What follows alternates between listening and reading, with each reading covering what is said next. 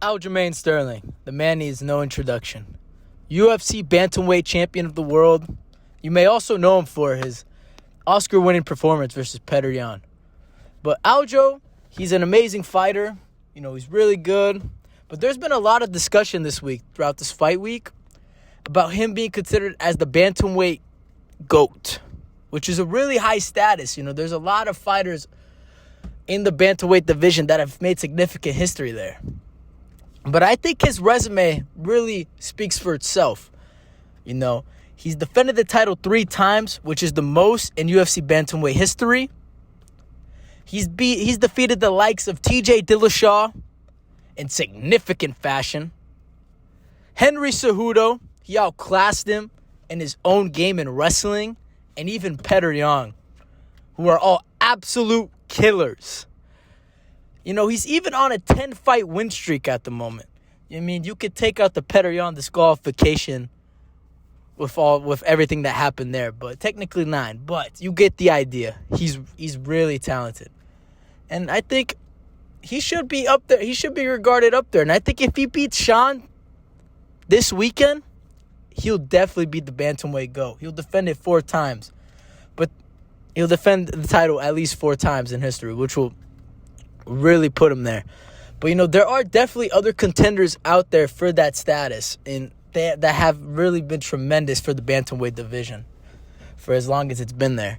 We're talking about the likes of Dominic Cruz. Dominic Cruz held the title for over 10 years, if you count the WEC era, which merged with the UFC at the time.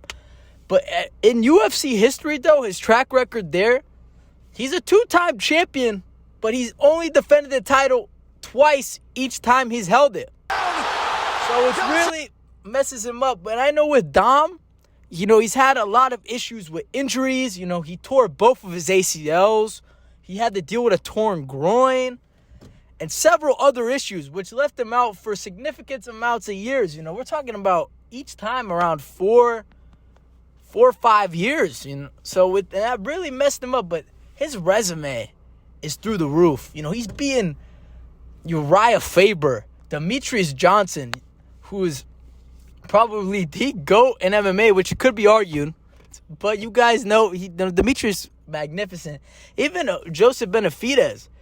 But he dominated the Bantamweight division for years and really made it what it is today. These guys probably all look up to Dom, if anything. Dom, Uriah. And I think there's one more guy regarded for that conversation too, and that's TJ Dillashaw. Everything all said with TJ, he is a 2-time champ as well. What really hinders his status, though, to be the GOAT is the whole issue with EPO, how he got caught, he tested positive for EPO. But if we look at his track record, too, it's really good, too. He dethroned Renan Barão when Renan Barão was just demolishing opponents in the Bantamweight division. Nobody looked like they could stop him. But once Barão got the title, I think TJ just, absolutely slaughtered him. And TJ, he's a terrific fighter, too. His endurance was always crazy. He defeated, who else he defeated? He defeated Cody Garbrandt, that crazy rivalry they had, where they fought twice and TJ knocked him out. He's built up the Bantamweight division in a significant way, too. And I think these guys are all going to be remembered in history. But Aljo is just a different level of status right now. Especially if he beats Sean with all the hype Sean has got.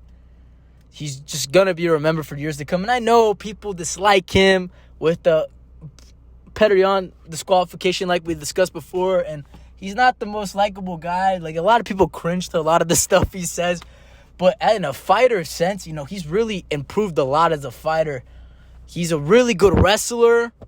He's significantly improved his stand-up. He just killed TJ Dillashaw. And he's got 6 finishes throughout his career in the UFC. And with all this talk about him going up to fight Volkanovski, that'll just make the resume even better. And he's talented. He's a very underrated fighter, in my opinion, in the UFC. So we'll see what happens with Aljo. We're not going to discredit with Dominic and TJ. But yeah, I think he could be the bantamweight GOAT. This could happen. We'll find out Saturday. Maybe Sean will kill all that hype, everything that's been built up for Aljo. We'll find out soon, guys. Anyways, let me know in the comments below, who do you think's gonna win? Will it be Sean O'Malley? Will it be Aljamain Sterling? Let us know. All right, anyways, people, good game, boys. Catch you later. Deuces.